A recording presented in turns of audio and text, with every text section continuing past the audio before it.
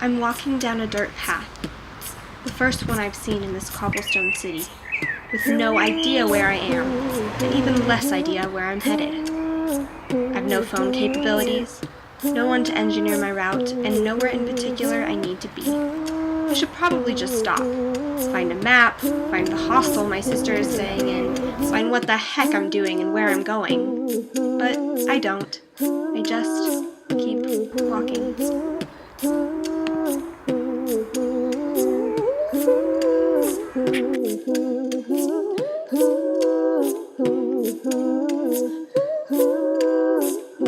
Sind Sie verloren? Stratolustese? Ti sei perso? Êtes-vous perdu? This was the most common phrase I heard while backpacking Europe. It translates to, "Are you lost?"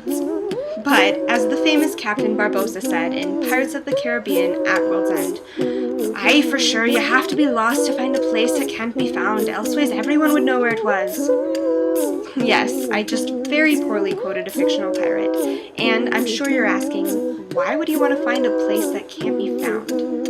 Well, it's simple, because those are the places that make better stories, and, in consequence, those are the places we remember. So, yes, I'm lost.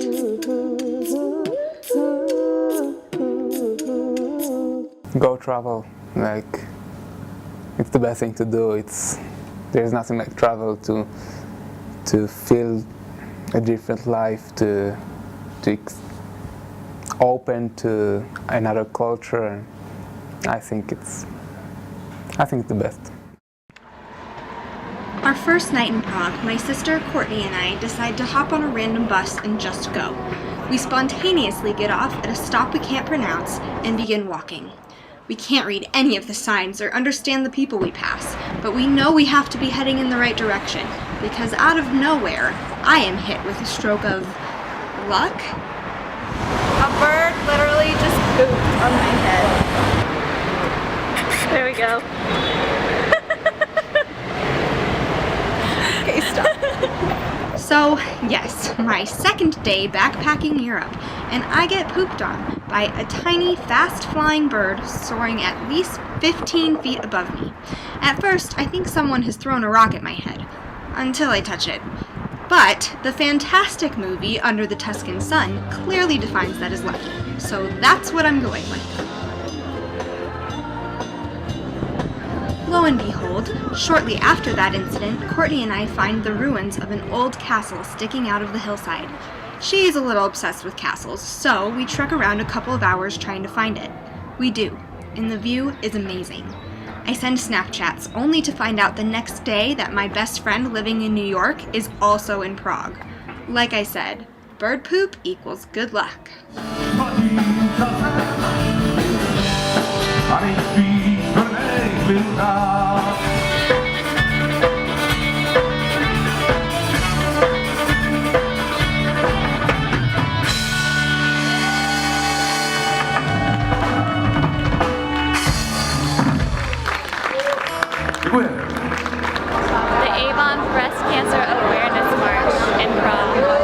Now, this was something we weren't expecting, but it was so cool to see the city come to life in such a unique way. Prague is one of my favorite cities, probably because it wasn't destroyed in World War II. There are so many gems here, but above all else, there is a sense of culture that none of the other cities can equate to. The feeling is too strong for my simple words, but I can tell you, even Mozart agrees with me. It kind of shows the level of the interest for culture that people have here, and it kind of polishes a little bit the image of Prague. The fact that, you know, even though Mozart was not Czech, but he got to love the city as much, and the city got to love him that much. So I think in a way it's what the city does to you. You know, it impresses you and it won't let you go.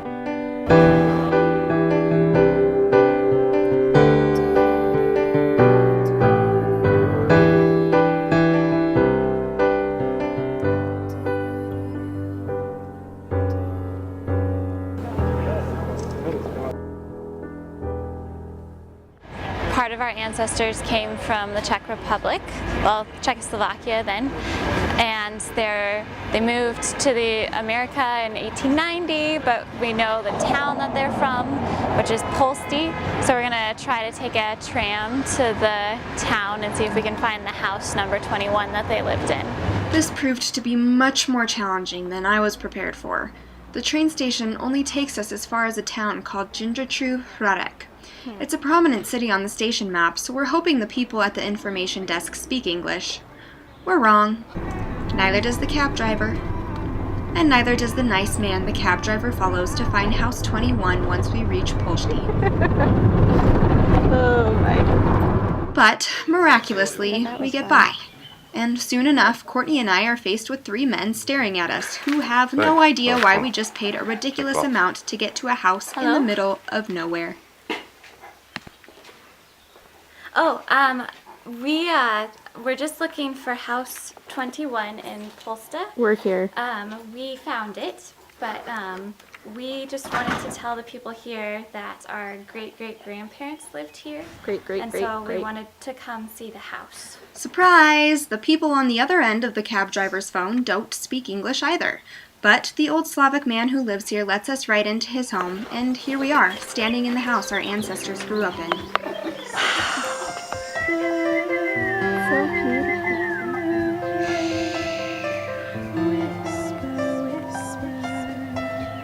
The same family has lived here since they sold it. Rush through the trees, there's a whisper on the breeze, and it's calling my name.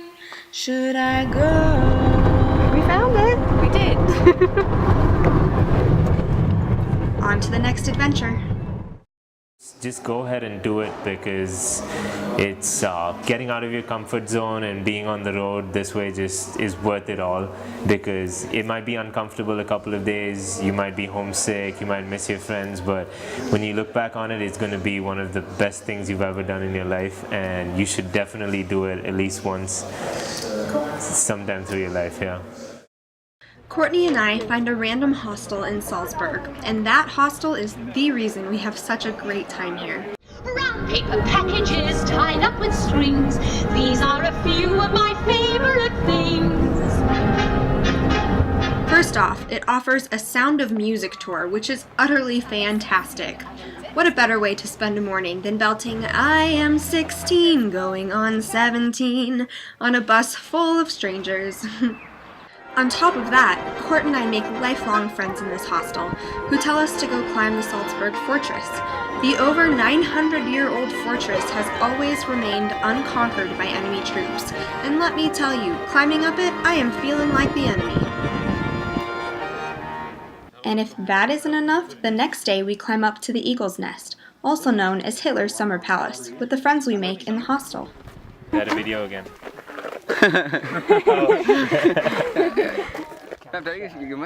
It's nearly a straight vertical climb to the top, which takes us 2 hours. But, coming from an elevated mountain state, we're feeling pretty good compared to some of the other guys we're with. Sweaty Indian man. Oh yeah. If you didn't catch it from the title, the scenery at the top shows you as far as the eye can see.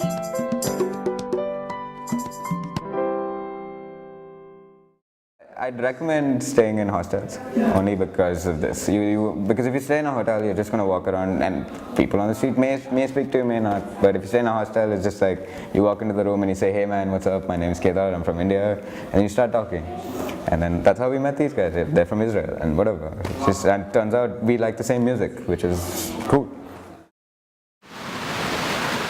In Munich, Germany, there is a small channel of the Isar River called the Eisbach that runs directly through Munich's Central Park. And in this tiny landlocked river, there are surfers. It is not widely advertised, as those who use it like to keep it their own. Courtney and I stumble upon it and spend a good couple of hours amused by the activity. Here, we choose to wander aimlessly, because of all the places we've been, Germany seems the least threatening. Germany is really well organized, so you know where to get everything, and yeah, it's a beautiful state. The one time we don't feel like roughing it on our own, we take a tour to Neuschwanstein Castle, also known as the Cinderella Castle. Yes, the castle is beautiful, but to our surprise and disappointment, the tour is a dud, and we end up wishing we'd have gone by ourselves. But don't fret because, like the rest of our trip, accidents make everything worthwhile, and we find the hurdy-gurdy man. Or he finds us.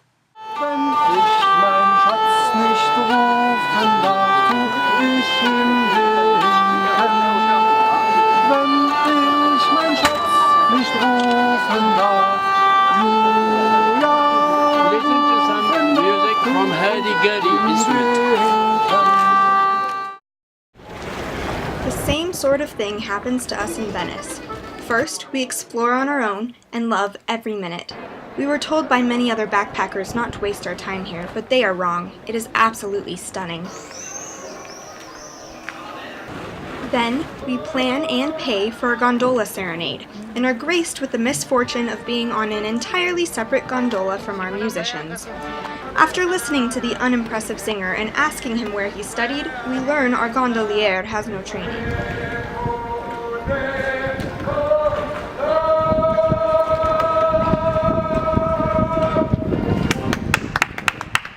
We are barely able to find a place to stay the night, get hit on by some smooth Italian boys, and almost call it quits. But the next morning, we find my favorite part of the trip. Venice is an island, this we know. But what we didn't know was that from Venice, you can take boat rides out to other nearby islands for a minimum fee. We get off at Verano, the island of lace, and there is nothing I can say that parallels how this place makes me feel. Of all the chaos from this trip, here, I am calm. I am at peace. I am happy.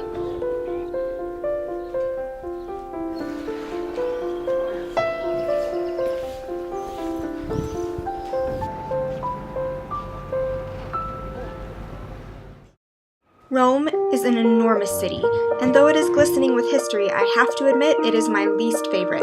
I get some great photographs out of it, but almost everything here is under construction, and like most other big cities, it is dirty, crowded, and built for tourists, which depletes its authenticity. Florence, on the other hand, I love. Courtney and I just wing it. We explore and we run into a friend of mine from middle school. It's crazy how small the world is. We take a horseback and wine tasting tour in Tuscany, the capital of Florence, and never did I think there was so much to learn about wine. No, everything is personal. I mean, even if you buy an ice cream, I think it's personal. I mean, you can prefer like a chocolate or mint. I can prefer like stracciatella, or, you know. No, it's like that wine.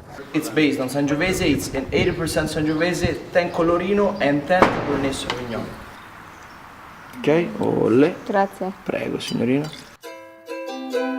So guys, when you do a wine tasting, the most important thing, of course, the first thing you have to look at the wine, so the color, that's the most important thing. The second thing is the nose.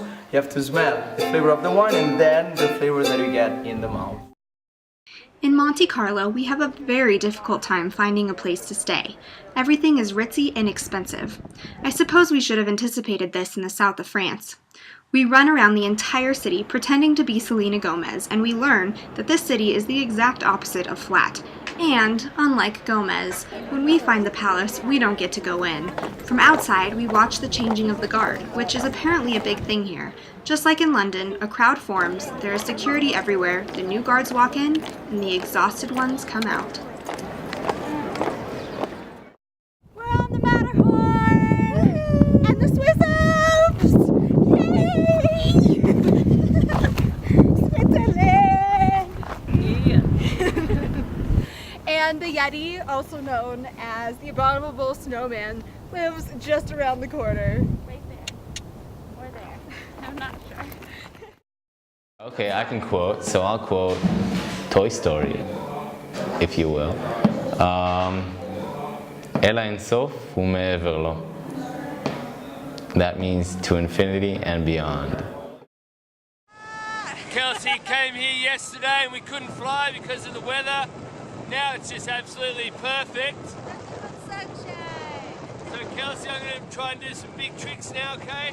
So hold on. And don't lose your lunch.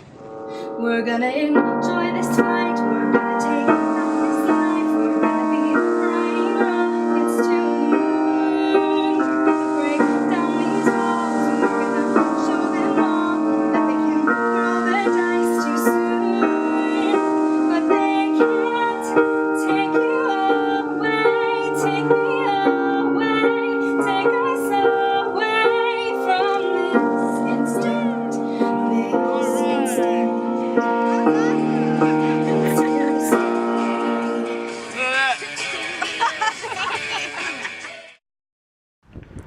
Paris is another one of those gargantuan cities where even the most run-down hostels are expensive.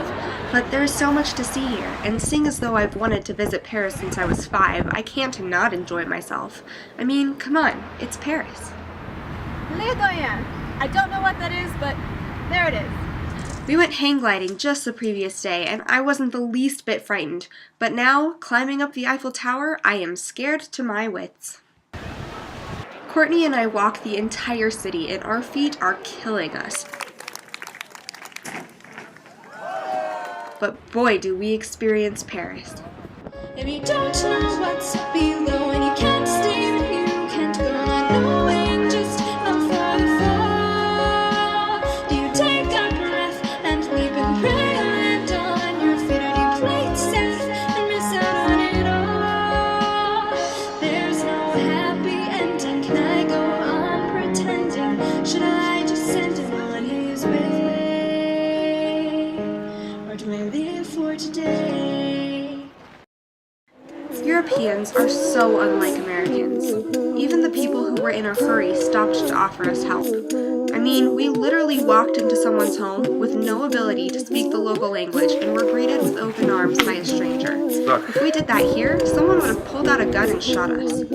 Sure, we had to watch our things and look out for ourselves, just as we do anywhere, but Europe possesses a certain charm, a feeling of confidence, a special certainty that even if it's wrong, it's right. Hello. It's like I always say, left is always right. So, why follow the advice of my favorite fictional pirate? Why plummet down the rabbit hole? Because sometimes, in order to get found, you first have to get lost.